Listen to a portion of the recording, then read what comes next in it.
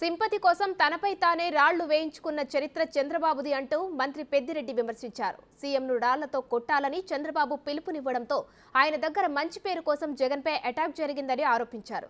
జగన్కు ప్రజాదరణ చూసి టీడీపీ ఆందోళన చెందుతుందన్నారు. రాయి తగిలి సేమ్ అదే రాయి ఇంకొక పక్కన నిలుచుకున్న మాజీ మంత్రి ఎమ్మెల్యే వెల్లంపల్లి శ్రీనివాసులకు కంటి మీద తగిలింది. వైద్యం కూడా చేశారు.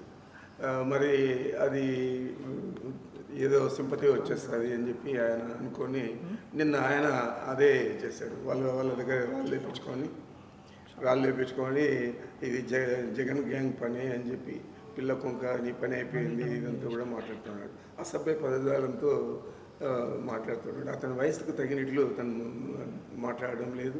అందుకంటే దరిద్రంగా వాళ్ళ కుమారుడు లోకేష్ మాట్లాడుతున్నాడు.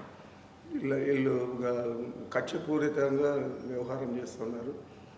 రాజకీయాల్లో ఎప్పుడు కూడా హుందాగా వ్యవహరించాల. అది లేకుండా వాళ్ళ ఆస్తిని ఏదో జగన్మోహన్ రెడ్డి గారు పెరుక్కున్నట్లు చేస్తూ ఉన్నాడు. అంతకుముందు కూడా అతను చెప్పాడు, దున్నపోత 5 ఏళ్ళు మనం తన్ని చిక్కిపోయినాము, ఇప్పుడు రోషం వచ్చింది, ఇప్పుడు రాళ్లతో కొట్టండి ఆ దున్నపోతును అని చెప్పి కూడా చెప్పాడు. అంటే జగన్ గారి గురించి ఇండైరెక్ట్గా ఆయన ఏదో ఉద్దేశించి మాట్లాడింది. ఇలాంటి వ్యాఖ్యలని జనరల్గా తెలుగుదేశం పార్టీలో కూడా వాళ్ళకు ఉన్న క్యాడర్కు కొద్దిగా ఇలాంటి పని చేస్తే మా నాయకుడు మెప్పు పొందొచ్చు అని జనరల్గా అనుకుంటారు.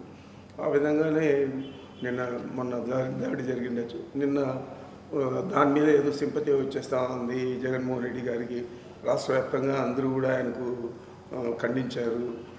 నా మీద కూడా ఏమీ అని చెప్పి వాళ్ళే వేసుకొని వాళ్ళే మాట్లాడారు. ఇది ఈ నటన తిరుపతి పార్లమెంటు బై ఎలక్షన్లో కూడా చేశాడు కర్ణాల వీధిలో. నిన్న కూడా చెప్పాను మీకు. మరి ఇది నటన తప్పితే వేరే లేదు. సింపతి వస్తుందని మనం చూసాము. 2004లో బాంబు దాడి జరిగిన తర్వాత 20 అడుగులు ఎత్తుబడి కింద పడితే సింపతి వచ్చేసిందని చెప్పి ముందే ఎన్నికలకు పోయాడు. మరి సింపతి అనేది రాదు, మనం చేసే పని.